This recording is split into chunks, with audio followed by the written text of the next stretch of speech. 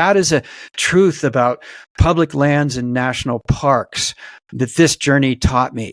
They're not spaces to go have fun in. You can have a lot of fun, but there's so much more to them than that. And one's relationship with these spaces is so much more complex and rewarding than the relationship you will have with an amusement park. And for that reason, they are worth fighting for and protecting and preserving and spending time inside.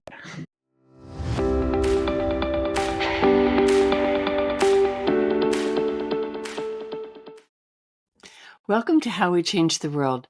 I'm your host, Deborah Rowan, and my guest today is New York Times bestselling author Kevin Fedarko, author of the astonishing book, A Walk in the Park, the true story of a spectacular misadventure in the Grand Canyon.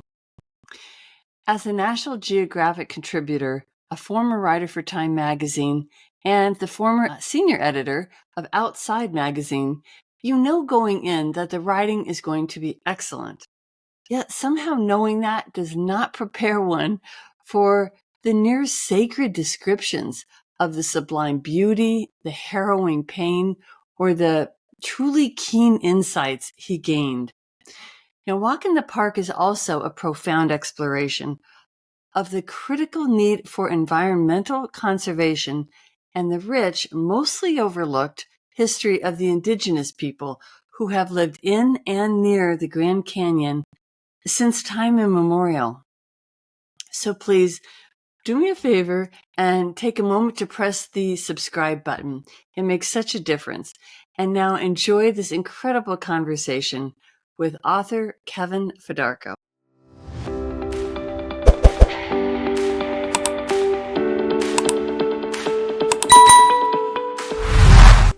Welcome, Kevin Fedarko, to How We Change the World. Thanks so much for having me. In this conversation, we're going to be having about preserving our natural spaces, about the Grand Canyon specifically, about all of our wild places. You know, how we can protect our world would be a better title for it. But the title of the book that you wrote is A Walk in the Park, the true story of a spectacular misadventure in the Grand Canyon, which is it's a great name, A Walk in the Park. How understated can you be? Do you want to describe just a little bit about what your background was as a writer before you went on this, quote, misadventure? Sure. My background, primarily as a journalist, I worked for a number of years at a news magazine, Time magazine in New York City, primarily on the foreign affairs desk. But in the winter of, I think it was 1989, I moved west to take a job with a magazine called Outside, which covers outdoor adventure and the natural world and outdoor recreation. And that was a job that really opened me to the landscapes of the American West, places that I had dreamt about since I was a small boy growing up in Pittsburgh, Pennsylvania. Something we can talk about more if you want. Yeah. And I spent the better part of the next several years working as an editor at Outside, and eventually left to become a freelance writer, doing my own assignments and working for pretty much any magazine that was willing to publish me. And that's what I did up until the early 2000s, when I again, another story that we can get into further if you would like, when I had my first encounter with the Grand Canyon and developed a connection that would define the arc of the next 20 years of my life, and usher me through the two books that I wrote on that place. The place being the Grand Canyon, right? Correct. Yeah. So, as long as we're right there, why don't you just give us a little background about your upbringing? Because it really did drive you, I think, forward, right, into this world that you wanted to be in, because you grew up in such a polluted, damaged place that it was sort of a impetus for you, wasn't it, to seek out these cleaner, more natural environments? Is that fair? Yeah, that's correct. As I mentioned a moment ago, I grew up in Pittsburgh, Pennsylvania. And for those of your listeners who may or may not be aware, Western Pennsylvania must once have been one of the most gorgeous landscapes on earth. But Yeah. during the second half of the 19th century and throughout much of the 20th century, Western Pennsylvania was ravaged by industry, by mining, and by steelmaking. And the landscape that I grew up in, the landscape of my birth and my childhood, was defined in many ways by pollution. To give you an example, when my father first opened myself and my brother to hiking, he would take us behind our grandparents' house to an area that was characterized by some very low hills, and in the pockets between the hills there were these kind of sockets of orange colored water. And what we were walking through, although I didn't realize at the time, were the tailings from a strip mining operation. And those were our mountains. Those were that was what I was exposed to during the first experiences that I had moving through nature on foot. And that really kind of defined my feeling about the landscape. I think I grew up with a sense, without really having understood any of the history of the place itself, I grew up with a sense that a crime had been committed against the natural world, and that the damage that surrounded me was the evidence left behind in the wake of that crime. There was another thing that happened as well, which is that when I was around 10 or 11 years old, my father gave me a book that he'd purchased at a used bookstore. It was by a writer by the name of Colin Fletcher. Colin Fletcher, as your listeners may or may not know, is someone who is often referred to as the godfather of backpacking. He wrote a number of significant books in the 70s and the 80s, but this book, which was called The Man Who Walked Through Time, was the chronicle of a journey that Fletcher made in the summer of 1963 on foot across what at the time was Grand Canyon National Park. It's important to note that during those years, Grand Canyon National Park, the borders of the park did not encompass the entirety of the canyon itself. It only covered about a third of the landscape feature. But Fletcher wrote this beautiful account of what it was like to walk across the park with a backpack on foot. And the story itself was compelling in many ways, but what really grabbed me at the time as a 10-year-old was the image on the cover of that book. It was a photograph that Fletcher had taken of himself. He's standing with his back to the viewer. He's got an enormous pack on his back. He's clutching a walking stick in his fists. He's standing at the edge of a precipice, and he's gazing out across this ocean of bare, naked rock, this immense abyss that's opening at his feet. And all the way at the bottom is this thin blue ribbon of the Colorado River running along the bottom of the canyon. And what that image did was it kind of planted a seed in my mind. It made me aware that there were places out there, places in America that did not look like Pittsburgh, that did not look like Western Pennsylvania, where you did not have to hike through the detritus of a mining operation, and where if you cast your gaze all the way to the furthest horizon, you could see nothing but unfettered, untrammeled natural beauty. And the seed that planted in my mind took many, many years, decades to germinate and blossom. But I perceived in that moment that there were places out there like that. I had a feeling that the road that led from Pittsburgh to those places, and the Grand Canyon in particular, was a very long road. But if I were to travel that road, I might wind up at the place that Colin Fletcher found his story. And so that's really the beginning of my relationship with the Grand Canyon. Did you know that at the time when you went to the Grand Canyon? Were you aware that this was the seed that your father planted with that book, or did you put that together later? It often happens with writing that things aren't obvious in the moment, and that it's only through the process of reflection and thinking and the act of writing itself, which is its own form of thinking and mental processing, that things which may not seem obvious or salient emerge. And so, no, the answer to your question is no. I was not aware, when I first came to the Grand Canyon as a man in his 30s, his mid 30s, that this was a moment that represented the next step in a journey that had begun many, many years earlier when my father handed me that book. It's a wonderful story. I mean, and I think it really is sort of an aside, but it shows you the power that we have to influence young lives, children, grandchildren, young, nieces, nephews, anyone.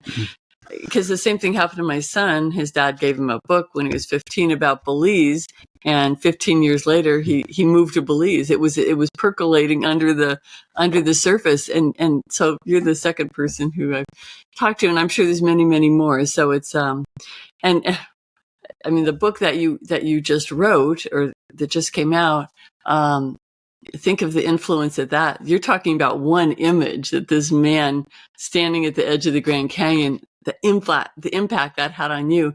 But the book that you just wrote, there's no way to begin to assess the impact that's going to have on the Grand Canyon itself, on the future of the wild, the wild spaces left in the United States. I, for one, just to, we'll talk about your experiences in the Grand Canyon, but, I live in Colorado. I have never been to the Grand Canyon. I've been all around the world. I've never gone to the Grand Canyon. And I think part of it might be, of course I've flown over it. It looks majestic and all that, but I've heard more of the story. I see more of the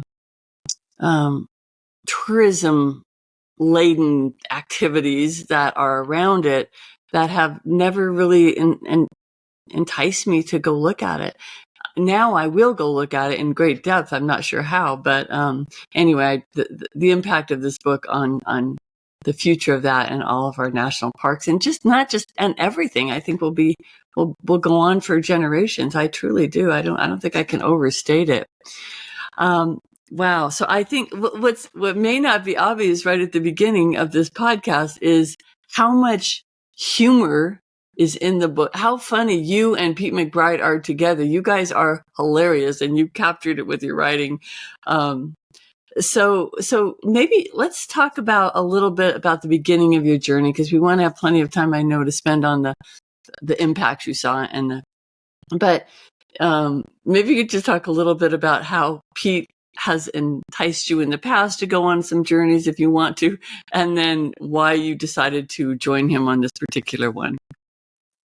Sure. Well, the person you're talking about is Pete McBride, the renowned National Geographic photographer and filmmaker who lives in Colorado, and with whom I've been friends and a collaborator for the better part of the past 20 years. And Pete and I have a relationship and a friendship that in many ways is, kind of profoundly dysfunctional.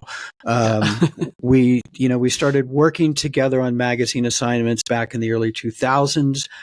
To be honest, I'm not even sure what brought us together or why either of us thought it would be a good idea for the two of us to be working together, particularly given that our personalities are so different. Pete is an enormous extrovert who, moves through the world making friends with everyone, and I'm an introvert. I'm most comfortable by myself in front of a keyboard putting words on a page, and so we're not aligned in a manner that would suggest that we are made to go out and go on enormous journeys together and write about them and tell stories. But that's what we did, and the assignments that we undertook together took us all over the world. They took us from the Arctic National Wildlife Refuge and the Caucasus Mountains and the Horn of Africa and Everest Base Camp. And each and every one of those assignments, they were very different, but they took us to different places, but they all had one thing in common. They all turned out to be kind of disasters.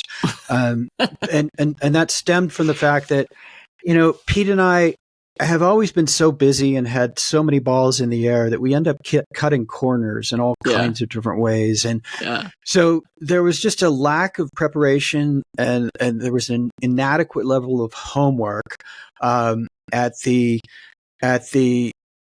ground level of each one of these assignments. And as a result of those deficiencies, we ended up getting ourselves into a great deal of trouble on each and every one of them. Things went just terribly wrong. The train went off the rails. And the stories that emerged were largely stories of how we managed to extricate ourselves from the problems that we created in the first place. But, none of those disasters came anywhere close to the level of the debacle that ensued in the Grand Canyon when Pete came to me in, I think it was the summer of 2015, with yet another harebrained idea. And what he said to me was, he said, look, I have this, he always starts out the same way. I've got this fabulous idea. You're going to love it. And then why don't you just run out of the room as soon as that conversation begins? There's some reason why you don't. Yeah. That's a great question. You would think after all this experience that I would know better and would just simply say no to these things. But one of Pete's, in addition to being an enormously talented photographer and filmmaker, he's also really, really good at practicing the arts of seduction, and he can talk almost anybody into almost anything. Okay. In this case, however, he held an ace card, in the palm of his hand. And to kind of understand what that card was and why it had such power over me, I need to kind of take a step back and tell you a little bit about the first time that I ever saw the Grand Canyon and what happened. So I mentioned a moment ago that I moved from New York City to Santa Fe, New Mexico, to start a job with this magazine called Outside. And in the spring of 2003, I found myself driving for the first time to Flagstaff, Arizona, to take what some of your listeners may be familiar with. It was a WOOFer course, a wilderness first responder course designed to impart the rudiments of emergency backcountry medicine, which I knew I was going to need for some of the assignments that I was doing. And this WOOFer course was being offered by one of the commercial outfitters that runs commercial river running expeditions through the canyon. And so I drove from Santa Fe, New Mexico to Flagstaff all night through a snowstorm, got to Flagstaff, kicked the snow off my boots, stepped through the door of this boathouse on the edge of town, and it had one of those moments that, I don't know if this resonates with you or not, but there are very few moments in my life where I can look back and identify them in retrospect as like crossroads, just moments of where the path that my life had been following up to that point was about to experience a fundamental and profound change in direction. And this was one of those. Yeah. I stepped into the boathouse and I found myself, my jaw just hit the floor. I was looking at a warehouse filled with boats, small wooden rowboats. At the time, I had no idea that they were a particular kind of boat, a class of boat called a Grand Canyon dory that was designed to handle whitewater inside of the canyon. Yeah. But there was something about those boats, the shape of them, the lines that they that they achieved, the beauty, the austerity, the bright colors they were painted in. They looked like little Easter eggs. And I just thought in that moment, oh my God, I've got to find a way to follow these boats into the world that they were made to be in, which is the Grand Canyon. Can I just interrupt you before you continue that thought? I just want to know because I wondered this while I was reading the book. What do you have any way you can attribute that? Like, I don't know if you believe in past lives, or if you believe in fate, or you believe whatever it is. What owned you in that moment? Have you thought about that? It's a great question. I'm not a particularly spiritual person, so I think as I try and answer it, I probably wouldn't go in the direction of, past lives or anything like that. All I can tell you, and this is probably an inadequate answer, is that there was something about the beauty of the boats that spoke to me. Mm-hmm. And there was an awareness that the beauty that I was witnessing in the boats was both a distillation and a reflection of the landscape to which the boats had been designed for. And I'd never seen that landscape, but Wow. I realized that the boats offered a kind of a bridge. Mm-hmm. And what I was looking for at the time, very much so, was, I had undergone a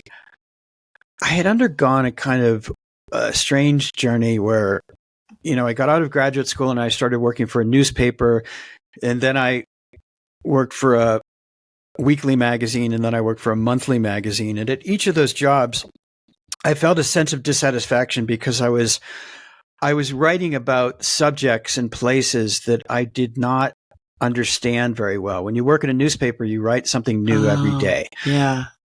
When you write for a weekly magazine, you maybe write a little more in depth than you would for the newspaper, but it's still a rather superficial. And many journalists are titillated and excited by this. It's always new. There's always something to discover, but I wanted to drill down. I wanted a deeper and more lasting and more meaningful connection with one thing, one subject, one place, one landscape. And so moving from newspaper to weekly magazine to monthly magazine, I was unaware of it at the time, but I was searching for an opportunity to write, to tell stories, to connect with, to understand, to research something of substance, not over the course of a day, a week, a month, even a single season. I wanted to spend years inside of that place. I wanted to watch the seasons roll through.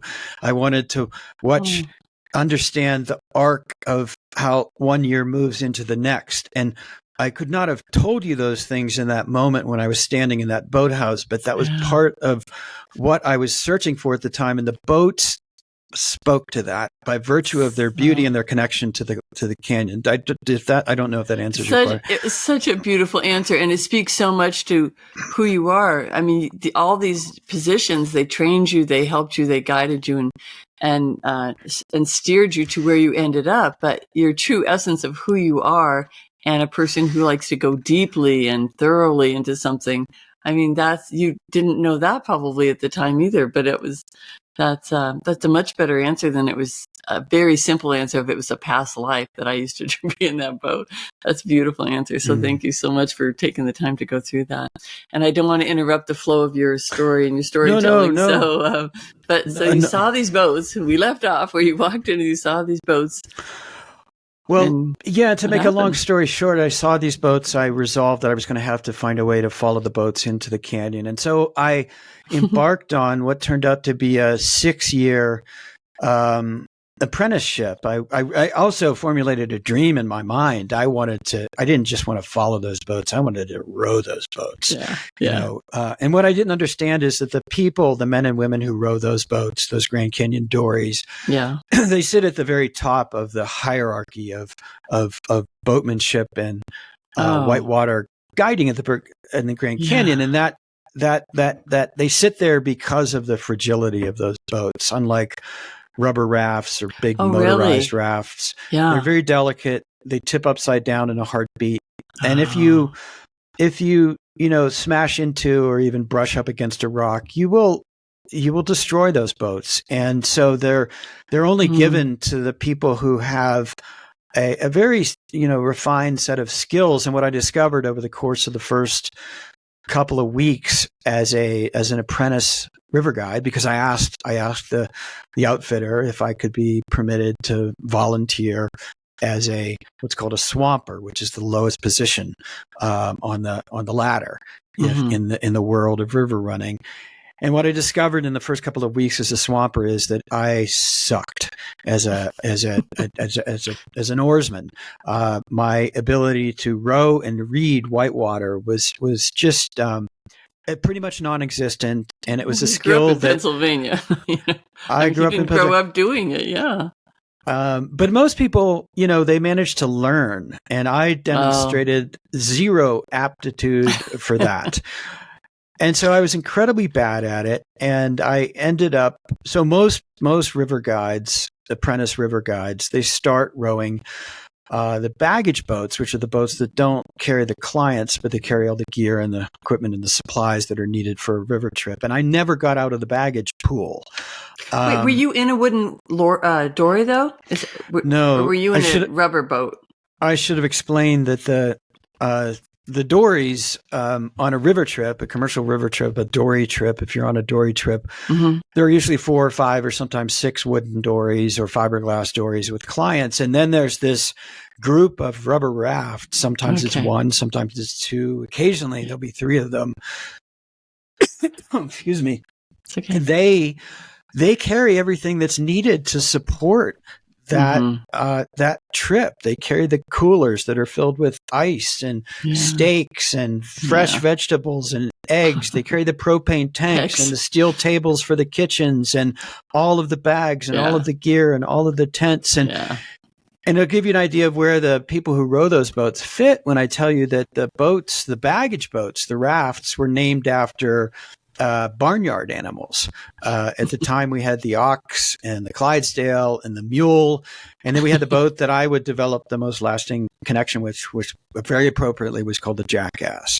And so I was a terrible boatman. I never became a river guide. I never graduated beyond the baggage pool. But what I did get to do was I was able to learn the world of the canyon from the bottom up, from the river. I learned the river. I learned the hydrology, the hydrodynamics, the riparian environment, the ecosystem that thrives and is sustained by the river itself, and all of the aesthetic impressions that wash over you as you move along the surface of that liquid ribbon at the bottom of the canyon, the thing that carved and created and polished and sculpted the canyon in the first place. And I also got to do one other thing each and every night. I got to sit around camp, either around the campfire if it was in the shoulder seasons, or on the decks of the boats if it was the middle of the summer, and listen to the river guides tell stories.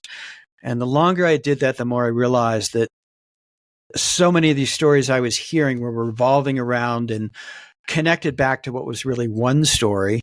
It was a story about a legendary year in Grand Canyon, 1983, and this enormous flood that descended on the canyon and almost took out the great hydroelectric dam, the Glen Canyon Dam, that sits at the head of the canyon 15 miles upstream from Lee's Ferry. And in the process created a crisis inside the canyon. There was up to 93,000 cubic feet per second of water flowing through the canyon. It took the rapids to levels never seen before.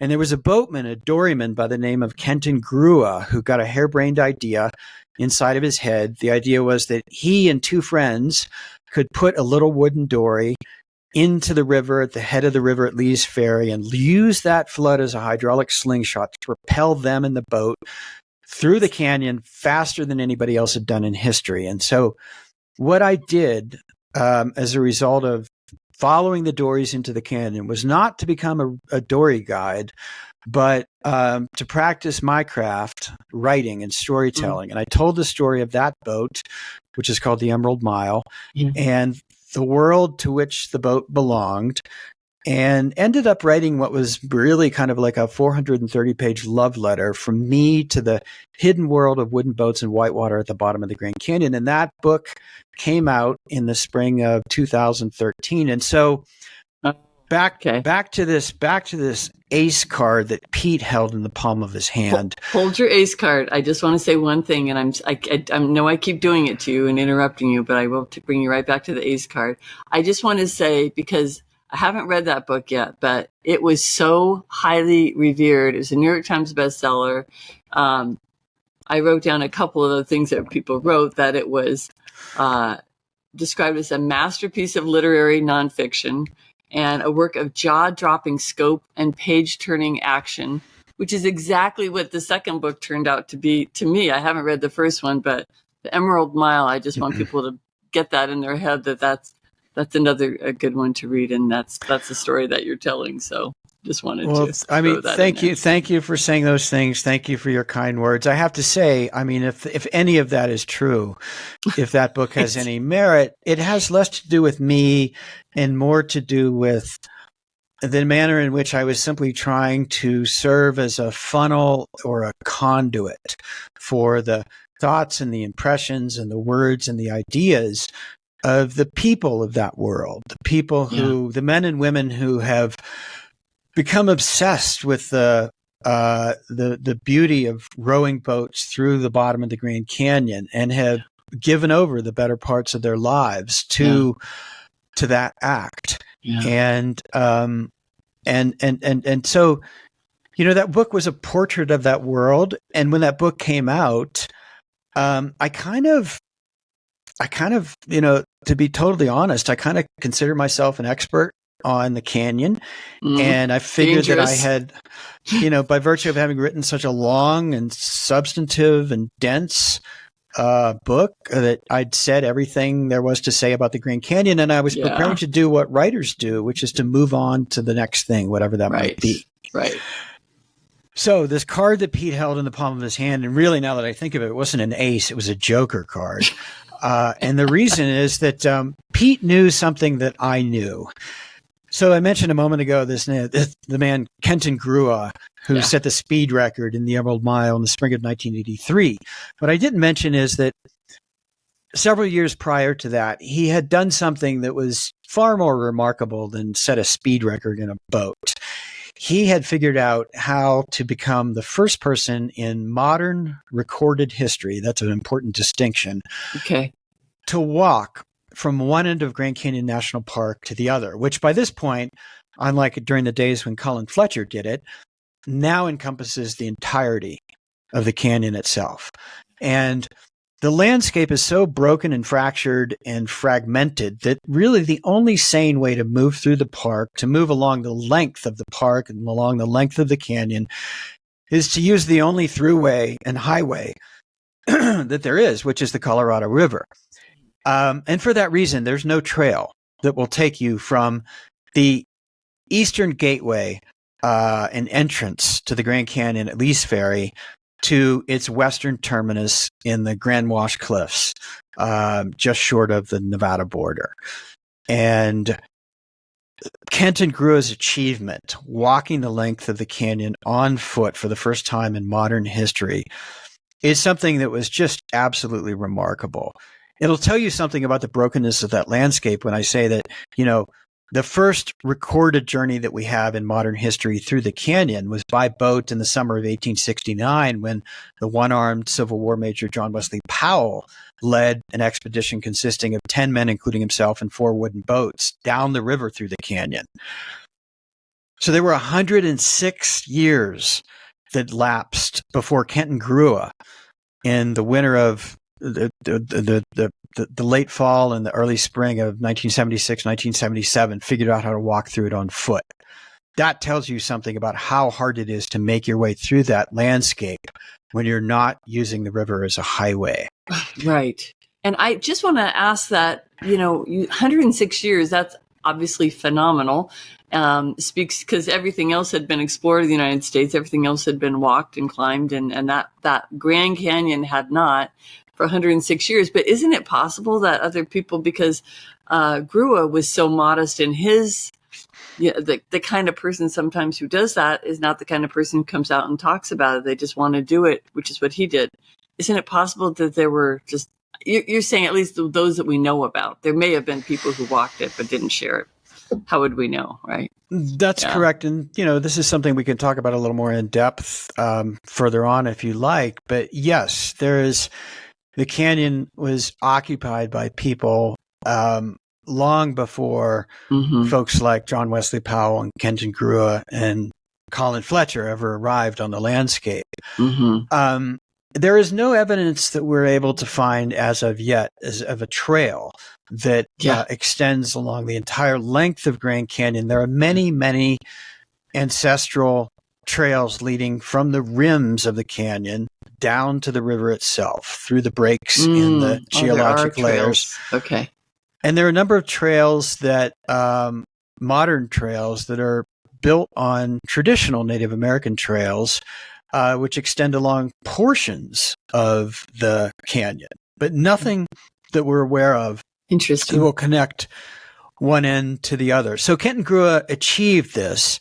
And what Pete knew was that I had written an entire book on Kent and Grua's speed run, but that the opportunity to follow literally in his footsteps into the world beyond the river, the world of the rock and the cliffs and the ledges and the terraces that extend upward a mile into the sky from the edges of the river, that this is something that I would find absolutely irresistible. And so that's the shiny bass lure that he dangled in front of me.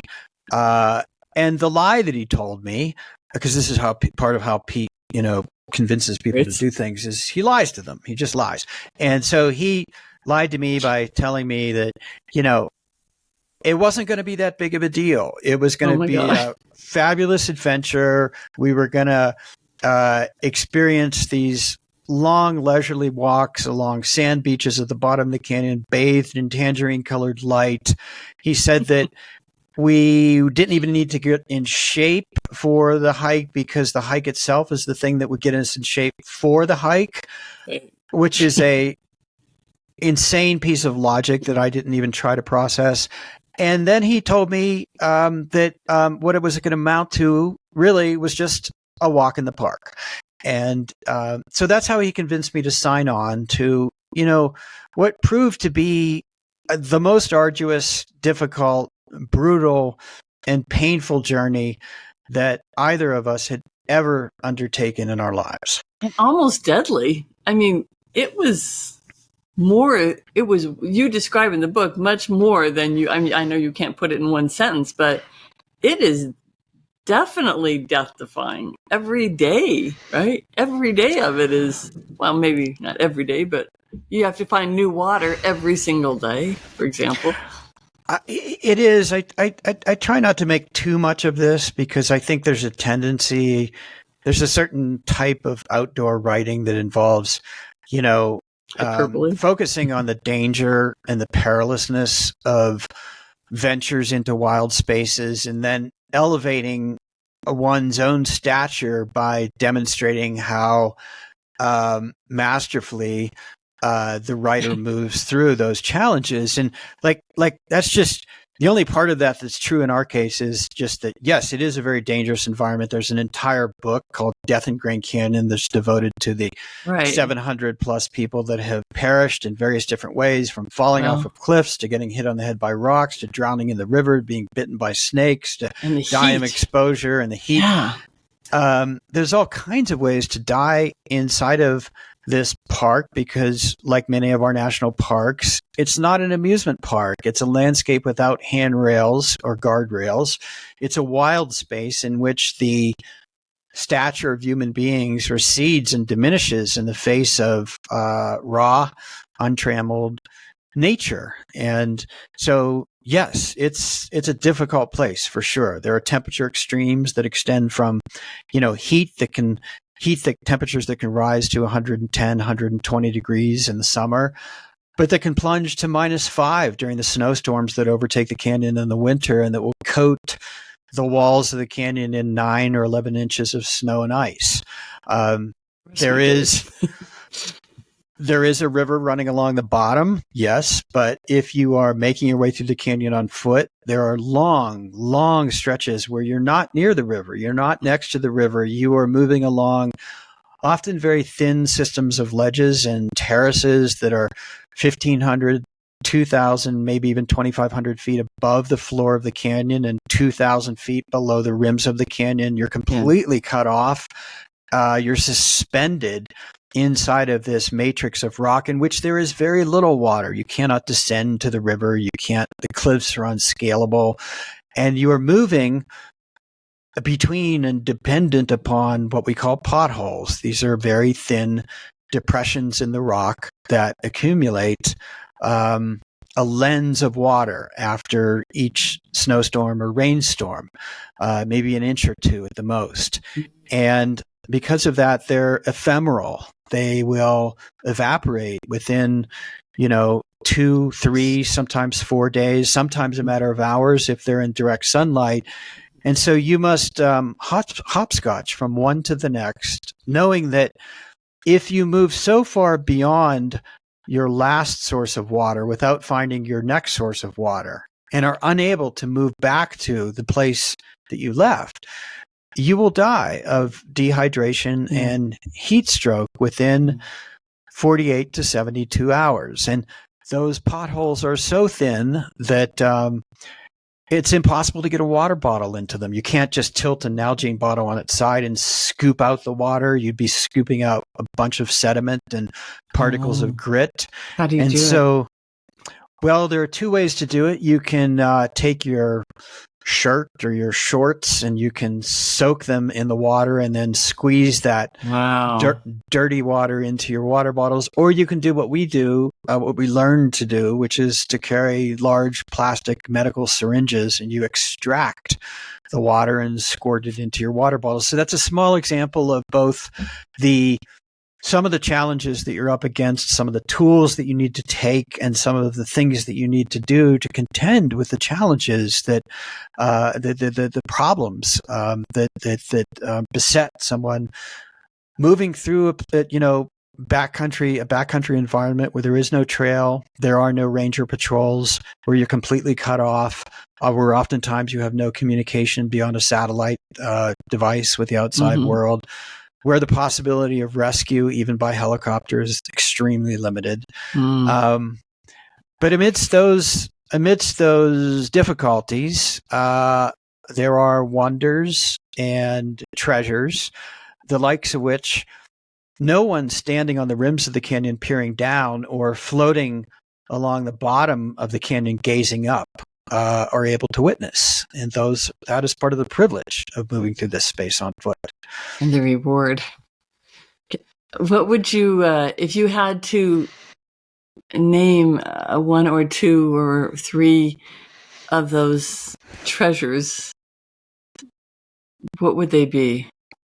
I know you've mentioned silence as one of the treasures, or maybe Pete did. I mean, there are all kinds of treasures. There are tiny, at very infrequent intervals, you will find tiny springs or even perennial streams where a thin trickle of water emerging from the rock is capable of supporting a density of plant and animal life that is up to 500 times greater than that of the surrounding desert.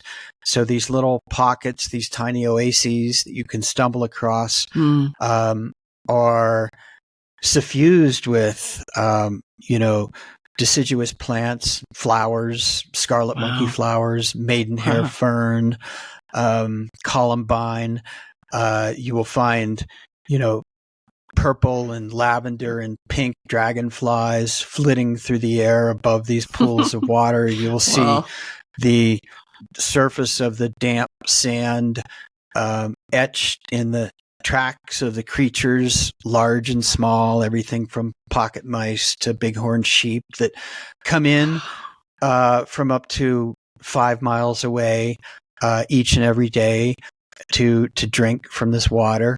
And you will be offered a glimpse of the preciousness of water and the remarkable contrast that is set up between an oasis and the desert. And you will come to arrive at a level of appreciation for both landscapes that exceeds that of what you had when you walked into such a place. So there are those types of things.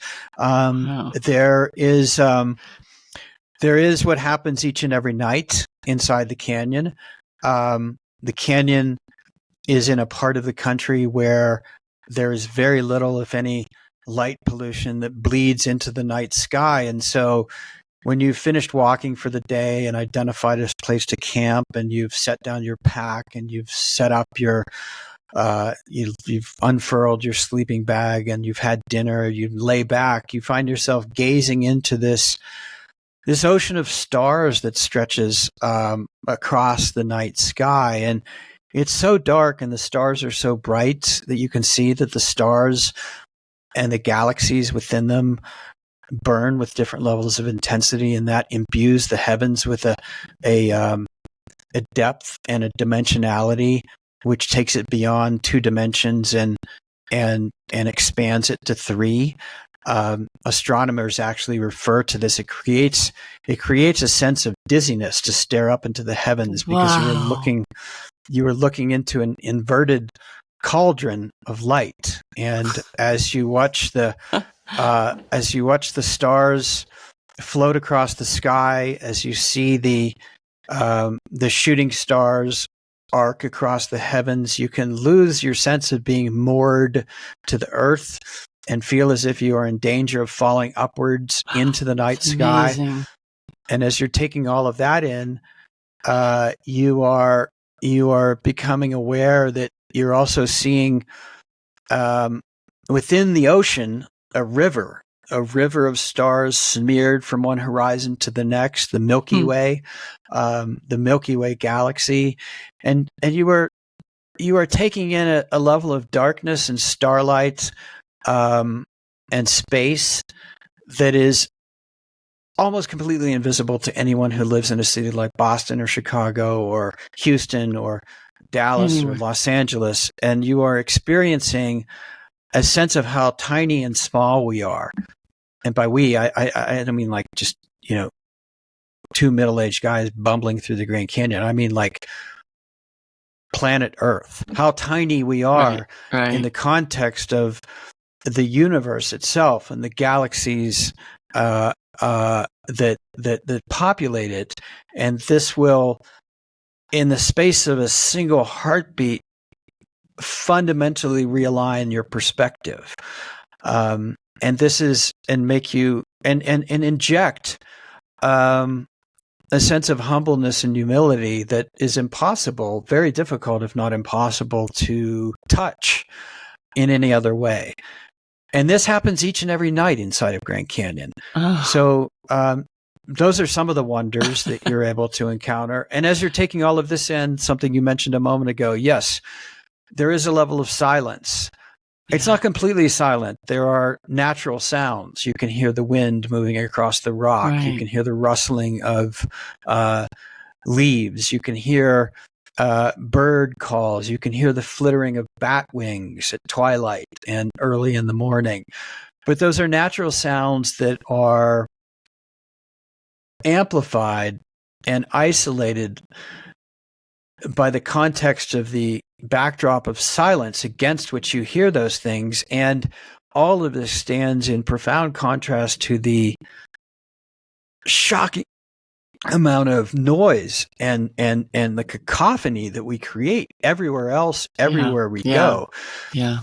And the longer that Pete and I spent inside of that space, and the more deeply we connected with the silence, the more we found ourselves opening our minds to the possibility that one of the greatest treasures the canyon contains, one of the least appreciated treasures, and one of the most fragile treasures is not visual. Everybody talks about the light, the pageantry of light. It paints the walls of the canyon. It, the texture, the lines, the shape of the rocks. But, it's the auditory, it's the silence, it's the stillness that can open up a space inside of you, a kind of miniature Grand Canyon, and that you find that allows, in much the same way that water pours into a pool at the base of a waterfall, the tranquility and the stillness pour into you, and then you take that with you when you emerge from the canyon and return to the world beyond the rims. I don't want to say a word because every word that you utter is like as a painting, and I don't want to stop any of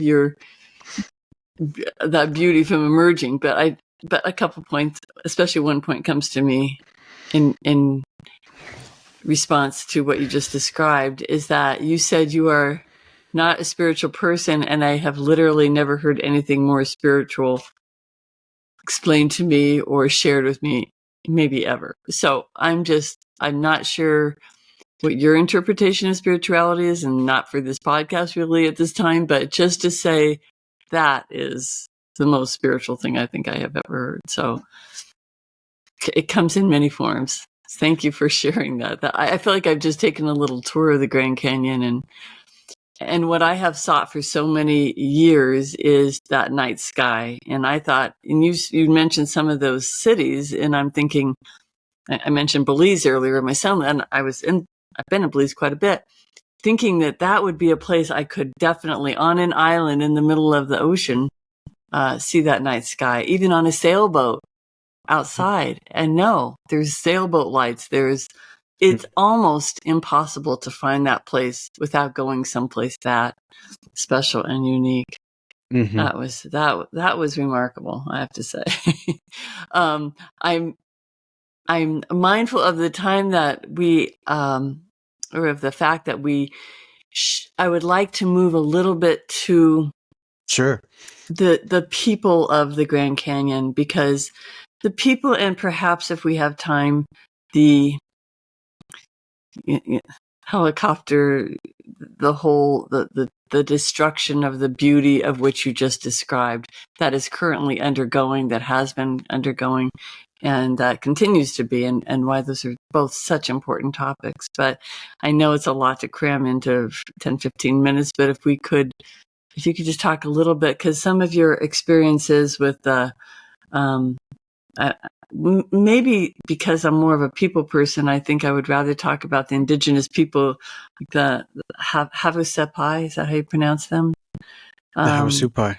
Yep. Havasupai. Mm-hmm. I mean, just for a moment at least, you talk about this woman that you met on the trail who was, introducing you and guiding you into it, who was talking about the loss of their indigenous home there, and the continued loss of it. So maybe just talk about her a little bit if you could, and the Havasupai. And there's 9 or 10 other native tribes that are indigenous, or maybe more. It's a pretty big topic, but I know. The person you're referring to is a woman by the name of Diana Sue White Dove Ukwala, and Diana Ukwala is a member of the Havasupai tribe. And the encounter that we had with her was part of a string of encounters we had with members of various Native American tribes who are attached to the canyon. And together, all of those encounters, they illuminated an aspect of the canyon that I'm embarrassed to say I had not familiarized myself with prior to starting this journey with Pete. I'm ashamed to have to say, but there's just no way of getting around it. I can't lie about it. That, I managed to write an entire book about the river world at the bottom of the Grand Canyon, and only in the most kind of superficial sense did I flick at and acknowledge what is really one of the central aspects of this landscape. It has to do with the fact that, this is one of, if not our most celebrated national parks. Grand Canyon National Park. It's the second most visited park in the entire country, the only park that draws a greater number of visitors than Grand Canyon each and every year is Great Smoky Mountains. That's back in Tennessee, and it has a highway running through the middle of it. Yeah. Grand Canyon National Park is, without question, the single most iconic national park. We have other famous parks like Yellowstone or Yosemite. Rocky Mountain. Those parks are famous, and justifiably so. But what they do not have, that Grand Canyon has, is the instant recognition that any person can call forth in their mind, regardless of whether they've been to the place or not. Each and every citizen of this country, children, even. Know the profile, the lines, the contours of this landscape, because we'd all been exposed to it through photographs and drawings and other images. And yet, what so few of us, including myself, fail to acknowledge or appreciate is that prior to the point at which we created this park, there were a whole bunch of people who lived inside of it. There were 11 Native American tribes whose ancestral lands either abutted or lay directly inside of what is now Grand Canyon National Park. And when we created this park in 1919, we shoved these people out of the landscape. We exiled them from their homes. And what we also did is we cut off the people who carried inside of them a connection with and an understanding of the landscape itself that runs far deeper than anybody who looks or sounds like me. You know, a late middle-aged white guy who is the descendant of white European immigrants and settlers can even begin to imagine. Right. That knowledge of the land is encoded in these people's language, their culture, their traditions, even their genes and their DNA. And we dismiss all of it. And we do this despite the fact that these people are not only part of the canyon's past, but they are still there today. Yeah. All of their reservations are now on the periphery and the borders of what is now Grand Canyon National Park. They maintain and nurture and sustain deep, profound connections to the landscape itself. They continue to go into the landscape. They continue to perform rituals and ceremonies. It populates their stories and their traditions and their ideas. It forms a part of their understanding of the cosmos, the theology to which they ascribe, and their sense of ethics and morality. Mm. And because of all of that, they're not just part of the canyon's past, they're part of its present. And by virtue of the power that they hold and the leverage that they operate as sovereign nations and the control that they have over the use of the land on the borders of the park, they also have an enormous say-so on its future. So I said a moment ago, there are 11 of these tribes. And in addition to learning about their past, their presence, the importance of incorporating their stories and their history and their traditions and their ideas into one's own understanding of what this park and what this landscape are, I also came to appreciate something else, which is that they're not homogeneous. They don't all ascribe to the same sense of what constitutes good or bad stewardship of the land. Right. And so you can find very different examples as you move from the east through the center and to the west of how Native Americans respond to and treat the canyon. And some of this can be quite challenging for someone like me. Mm-hmm.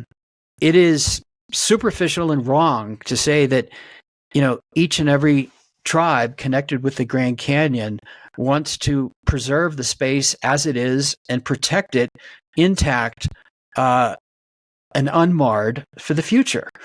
There's a tribe in the far western part of the canyon, the Wallapai Nation, which has adopted a very different technique. Mm-hmm. They have decided to pursue economic prosperity by greenlighting a massive influx of helicopter air tours, most of which originate from Las Vegas and which come to the canyon, to their part of the canyon each and every day and do something that can happen nowhere else in Grand Canyon National Park.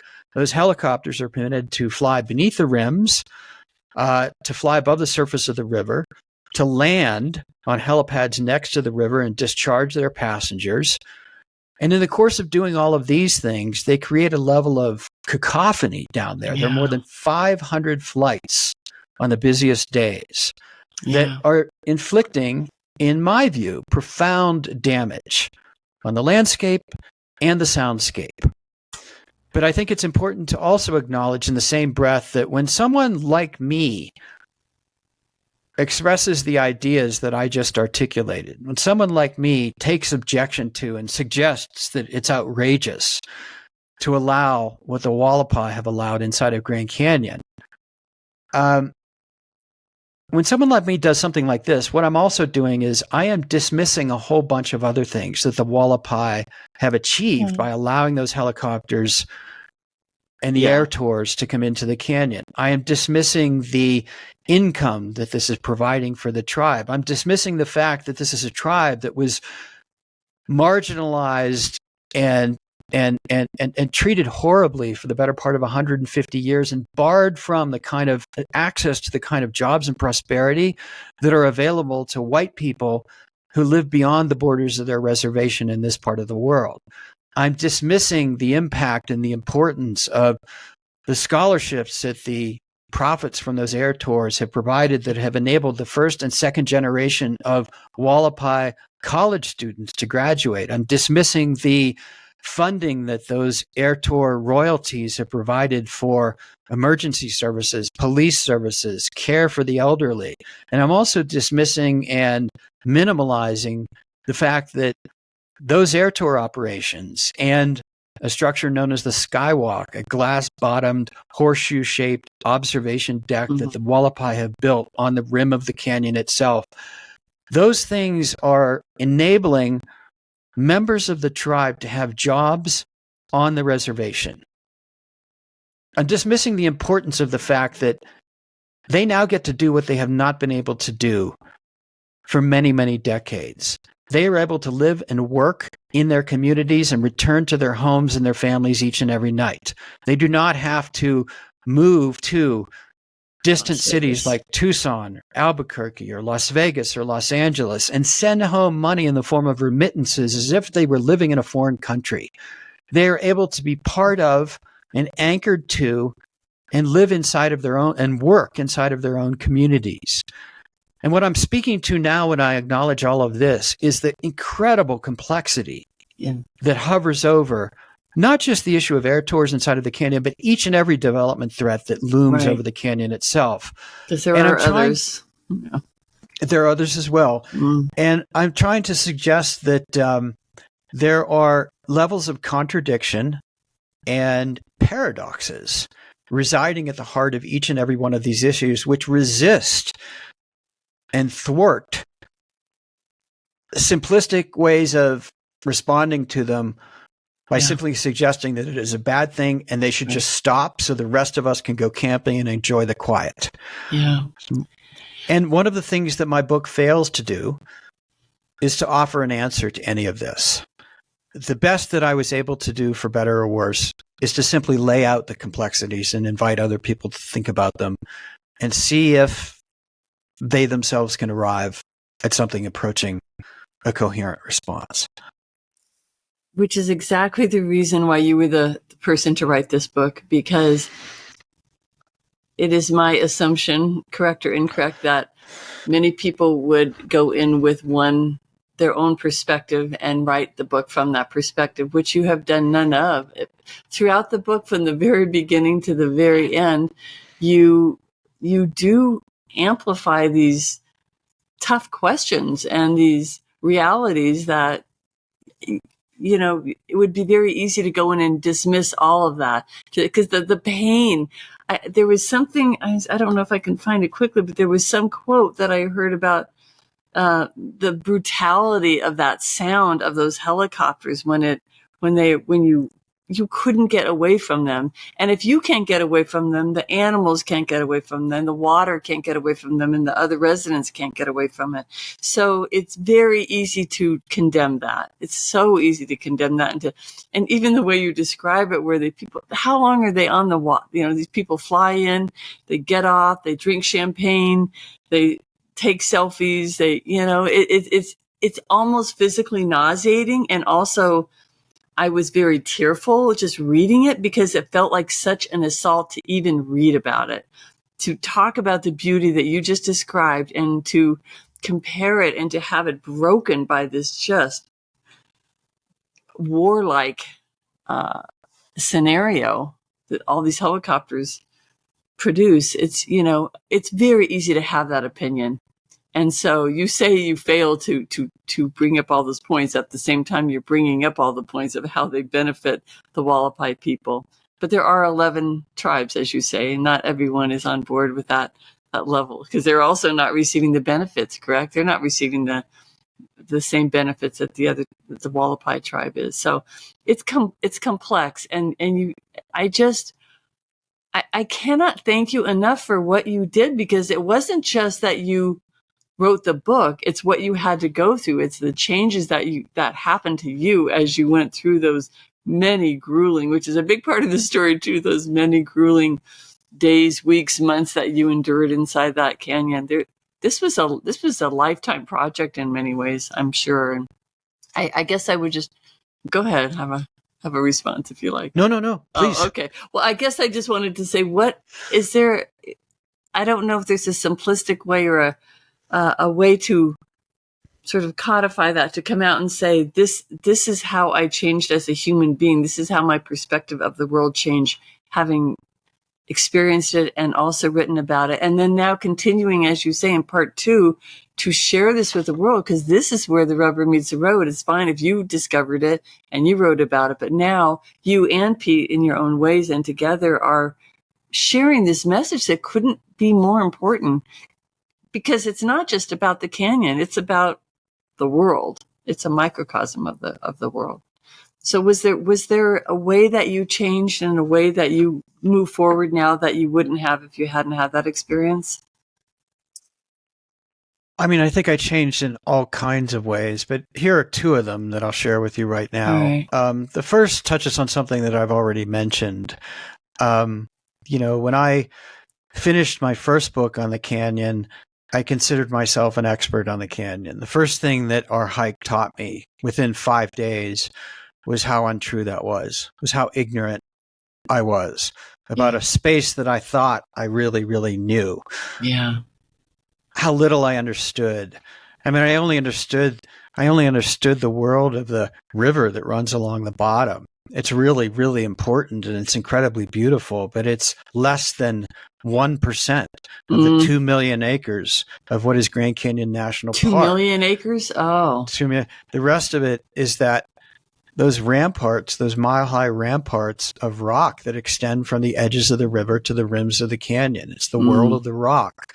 And over the course of the year that we spent inside of the canyon, moving through it, being punished by it, but also experiencing the revelations and epiphanies and wonders that we were privileged to witness, I came to try to embrace, imperfectly, but I tried, a level of humility that was very different from the state of mind that characterized my approach to and feelings about the canyon and the landscape when we started the journey. And so that was one of the most important lessons.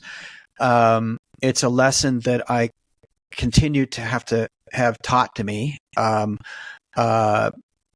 almost on a daily, weekly basis, but it provided a baseline for humility and for a level of humbleness that I think is an appropriate response to the business of moving through a world that is incredibly beautiful, to which we are capable of inflicting profound damage.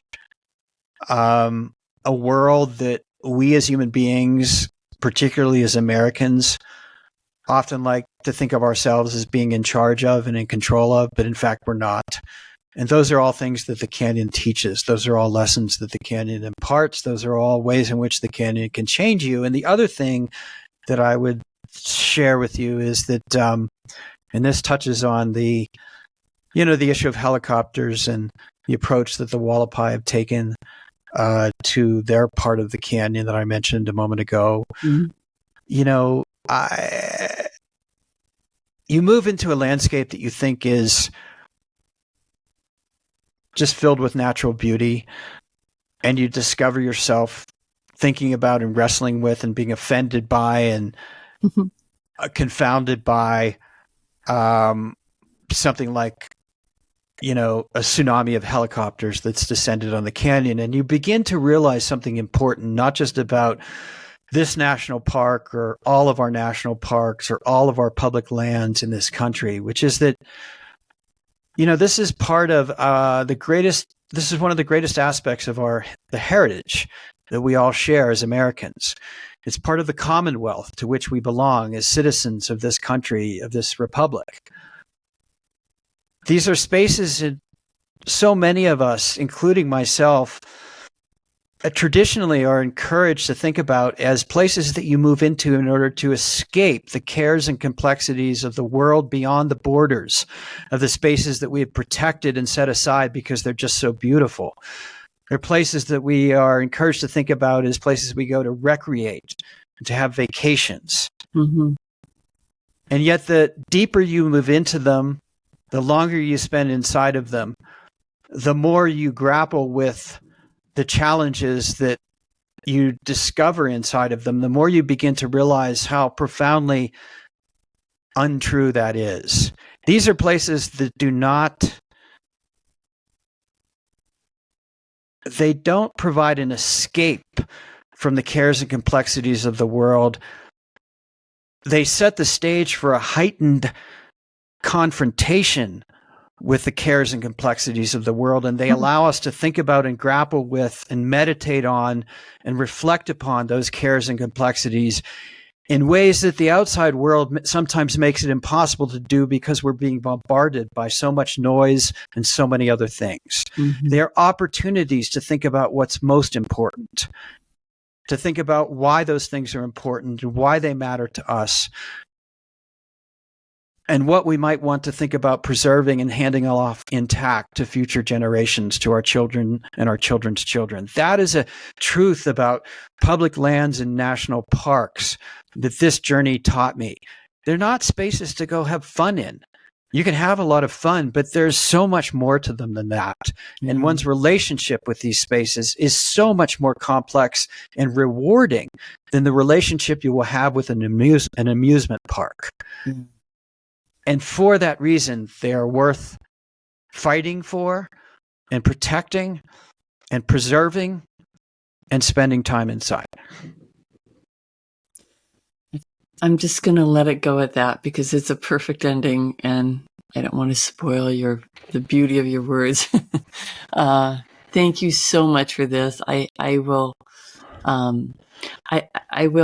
put links to your books and to some of you gave a talk at National Geographic, which was so powerful, you and Pete together, and I want to put a link to that as well, because I want people to continue to follow you and to learn more from you, to buy these books, read these books, and to follow along with what you're doing next. And I don't even want you to tell us what it is. We're just going to follow you and watch and see.